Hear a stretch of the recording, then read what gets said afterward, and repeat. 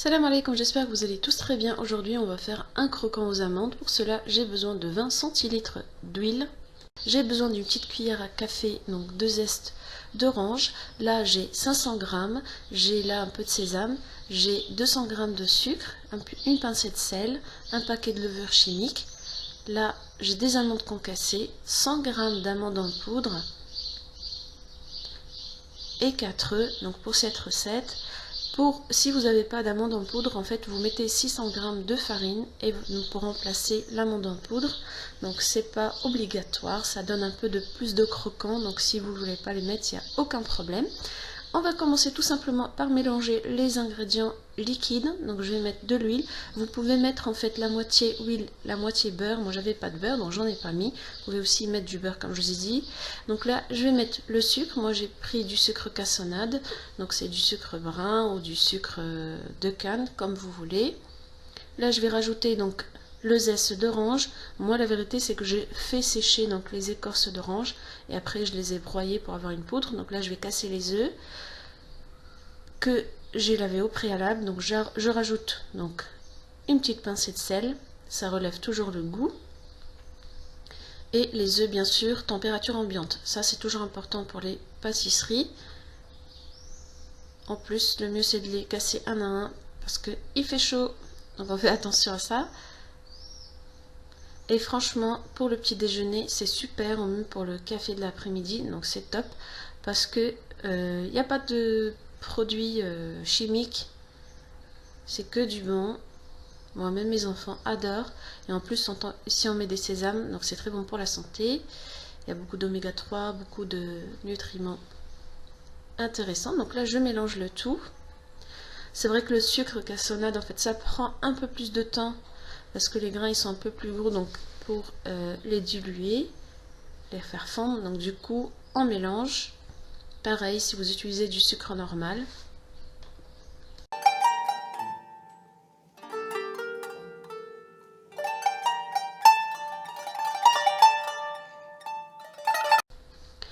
Donc là je vais venir mettre la farine.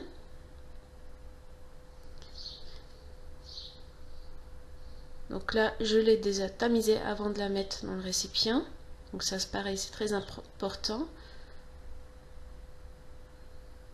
En fait, moi je vous conseille pas de tout mettre d'un coup comme ce que j'ai fait là. Il vaut mieux mettre en fait une grande partie. Donc là, les 2 petites cuillères, c'est vraiment un paquet. Vous voyez, hop, comme ça c'est fait. Et vous pouvez mettre un peu de bicarbonate aussi si vous voulez. Moi, j'en ai pas mis. Donc là, je rajoute les ingrédients secs. Les sésames, moi j'ai mis 50 grammes, vous pouvez mettre plus en fait jusqu'à 100 grammes si vous voulez. Même si vous n'avez pas d'amandes en fait entières, vous n'êtes pas obligé d'en mettre. Vous pouvez mettre tout simplement des sésames. Ça suffit. Ou si vous avez des noisettes. Et en fait, vous mettez 3/4 donc, de la farine, vous mélangez et vous vérifiez parce que, et moi je vous conseille pas d'utiliser de la farine liquide. Oh, non, c'est pas ça. C'est, j'ai oublié comment ça s'appelle. Bah, vous me direz ça dans les commentaires parce que franchement j'ai oublié. Donc vous voyez la texture de la pâte. En fait, il faut juste qu'elle ne colle pas au doigt. Il faut pas qu'elle soit dure. Vous voyez, ça c'est très important parce que plus la pâte est dure, plus votre croquant il va être croquant. Il ne faut pas que ça devienne du béton non plus. Et donc là, j'ai coupé mes amandes en deux. Comme ça ne m'embêterait pas tout à l'heure quand je vais les couper. Et donc là, je vais tout simplement mélanger. Il ne faut pas trop pétrir la pâte non plus. Donc à peine un tout petit peu avec les doigts.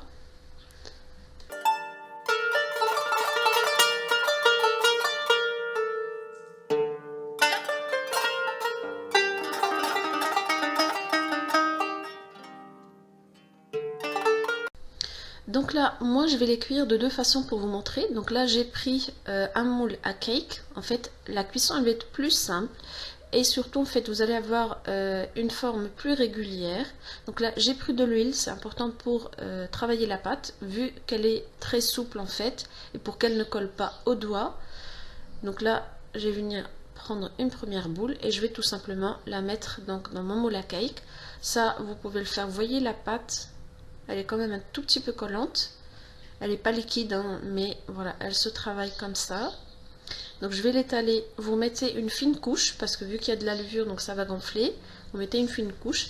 Moi j'ai préchauffé le four à 180 degrés et je vais les faire cuire une quinzaine de minutes. Voilà, vous voyez, hop, c'est facile, une fine, donc c'est tout plat. Ça va gonfler et après ça va être facile à découper. Donc je vais vous montrer la deuxième façon à faire si vous n'avez pas de moule à cake. En fait, je prends tout simplement une autre boule de pâte et je vais former un boudin. Le mieux, c'est de le faire haut.